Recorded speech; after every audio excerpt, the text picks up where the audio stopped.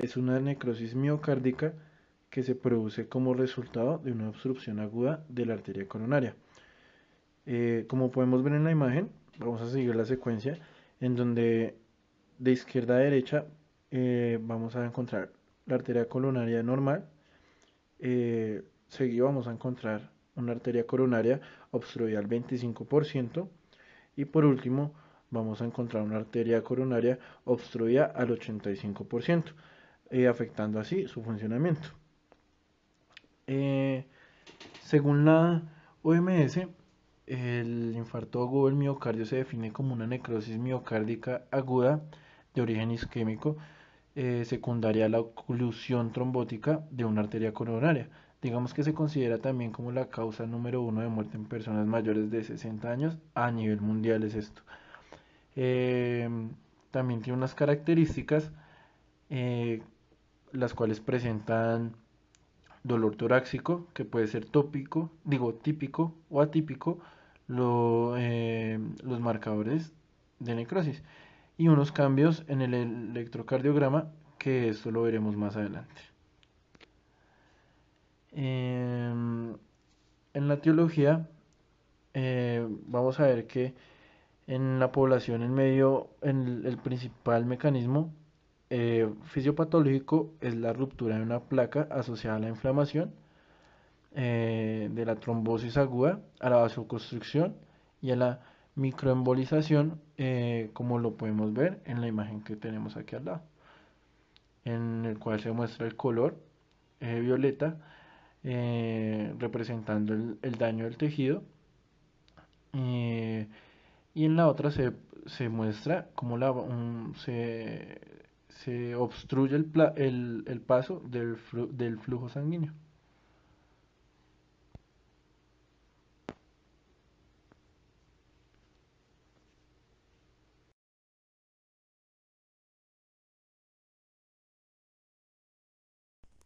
Bueno, en cuanto a los factores de riesgo, entonces encontramos que las variables predictivas de mayor riesgo para el desarrollo de enfermedad cardiovascular incluyen la edad avanzada, el sexo masculino, la diabetes, el tabaquismo, la hipertensión y la historia familiar.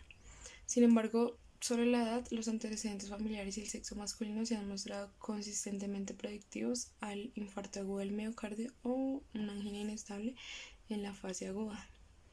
Digamos que se encuentra en los estudios que los hombres suelen, o el sexo masculino suele ser más de pronto susceptibles a tener un infarto agudo del miocardio, pues a la diabetes y a los antecedentes familiares. Se han realizado estudios donde se encuentra que las mujeres no tienen como tal ese factor de riesgo.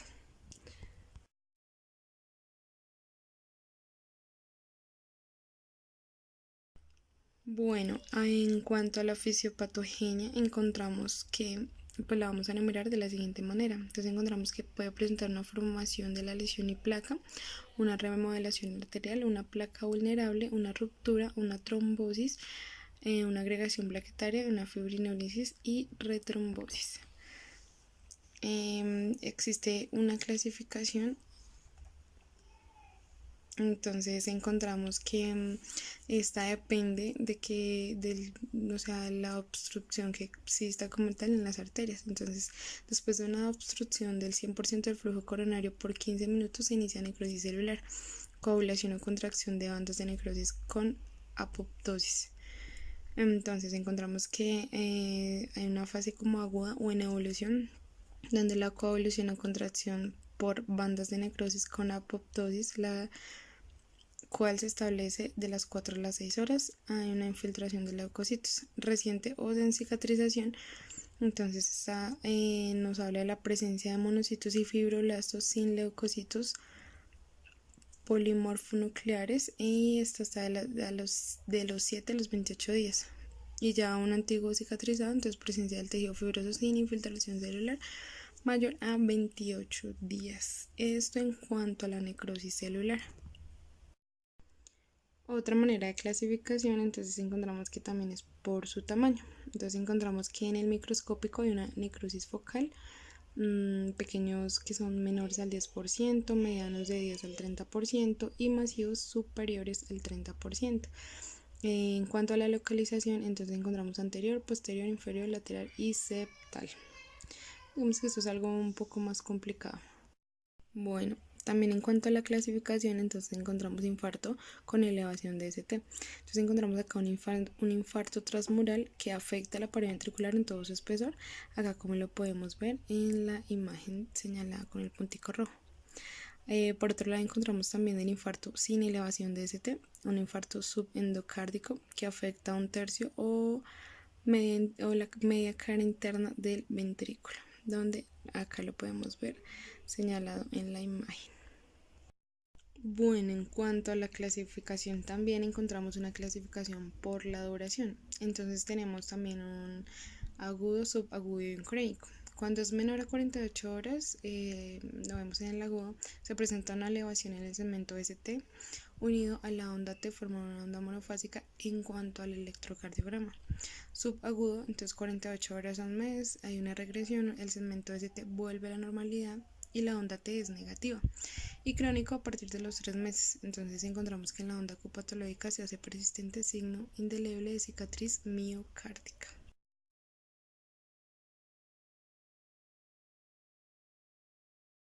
Bueno, en cuanto al tratamiento, entonces encontramos la administración de algunos medicamentos y la realización de algunos exámenes.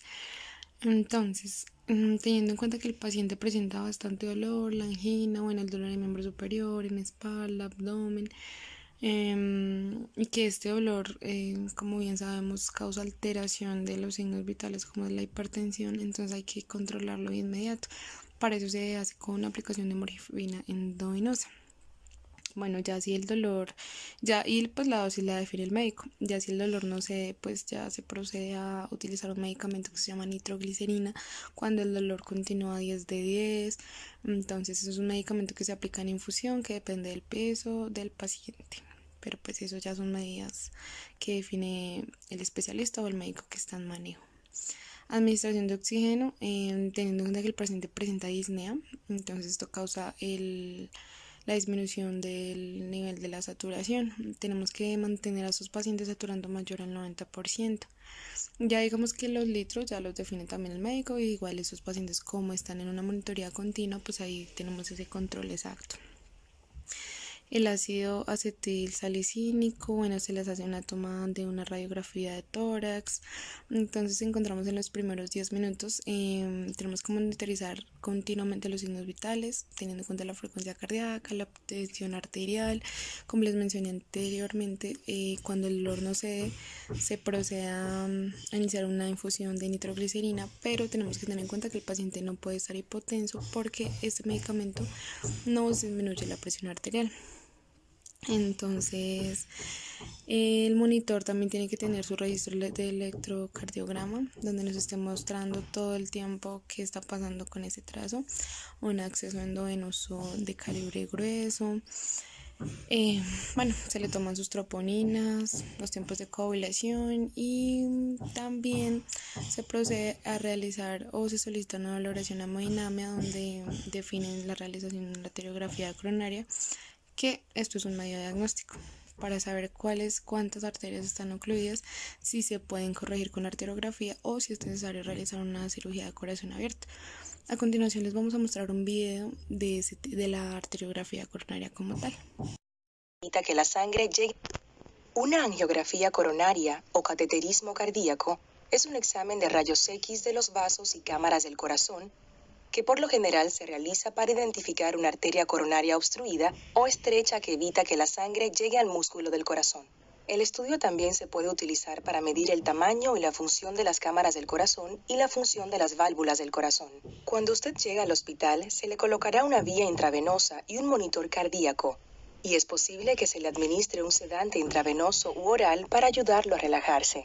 La mayoría de los procedimientos de angiografía coronaria duran de 1 a 2 horas. Antes del procedimiento, se lo colocará en una camilla de exploración equipada con un fluoroscopio, un dispositivo que proyecta imágenes de rayos X. Durante el procedimiento, el fluoroscopio se desplazará por el tórax en todas las direcciones para registrar imágenes del corazón y arterias coronarias desde múltiples ángulos. La mayoría de los cateterismos cardíacos se realiza a través de la arteria femoral en la ingle, pero los cateterismos también se pueden realizar a través de de una arteria del brazo. El médico anestesia la piel en la zona de la ingle e inserta una aguja en la arteria femoral. Una vez que se coloca la aguja, se pasa un conductor a través de ella y se lo guía cuidadosamente por el sistema arterial hasta el corazón. La aguja se retirará y se reemplazará por un tubo flexible pequeño denominado vaina, el cual permite el acceso a la arteria femoral. Luego un catéter flexible y blando se deslizará sobre el conductor a través de la vaina y se dirigirá hacia el corazón. El médico vigilará el movimiento del catéter en el fluoroscopio.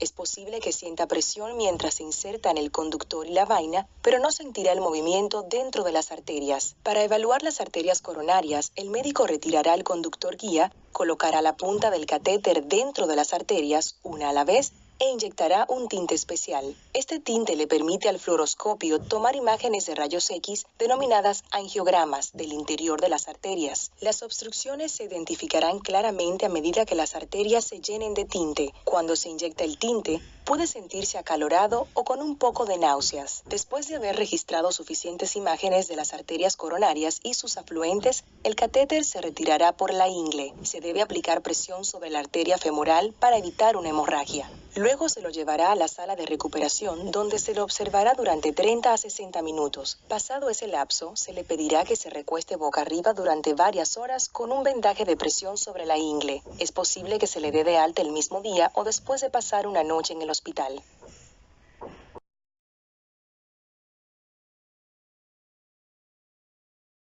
Síntomas de un infarto agudo al miocardio. El infarto se reconoce por la aparición brusca de los síntomas característicos: dolor intenso en el pecho, en la zona precordial, sensación de malestar general, mareo, náuseas y sudoración. El dolor puede extenderse al brazo izquierdo, a la mandíbula, al hombro, a la espalda o al cuello. En otras ocasiones, el paciente puede tener sensación de malestar, cansancio, mayor irritabilidad o incluso en ocasiones molestias de estómago, que hacen confundir síntomas de infarto con los procedentes de otros órganos. El diagnóstico del infarto agudo del miocardio empieza con una medición seria de los marcadores cardíacos, angiografía coronaria inmediata o angiografía coronaria tardía, entre 24 y 48 horas más tarde. La evaluación comienza con ECG basal y seriado y mediciones seriadas de marcadores cardíacos.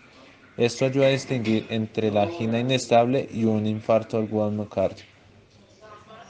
Esta distinción constituye el centro algorítmico para la toma de decisiones, de acuerdo a los beneficios que se pueden tener de acuerdo a la relación con el infarto agudo al miocardio.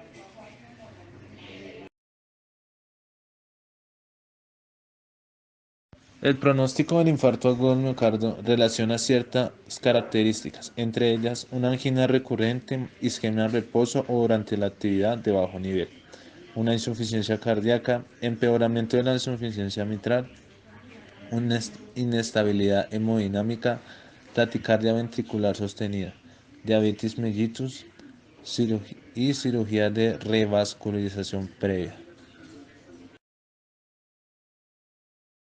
¿Qué implicaciones tiene el IAM en los efectos del sistema nervioso parasimpático? Tienen funciones en el sistema circulatorio, las cuales están influenciadas por el bombeo cardíaco, modificando así la frecuencia y fuerza de las contracciones cardíacas, la distribución del flujo sanguíneo hacia los tejidos más necesarios en un momento determinado y el control rápido de la presión arterial. También está influenciada la sensibilidad visceral, proveniente de los vasoreceptores. También el centro respiratorio vulvar. La hemorragia de tubo digestivo alto consiste en la pérdida de sangre hacia la luz del tubo digestivo, en una zona comprendida desde el esfínter esofágico superior hasta el ángulo de Treis. La disminución de la perfusión coronaria secundaria o hipovolemia, sumada al incremento en el consumo de oxígeno por la taquicardia compensadora, pone en alto riesgo el isquemia o infarto agudo del miocardio a los pacientes que sufren una hemorragia digestiva mayor, especialmente los de edad avanzada.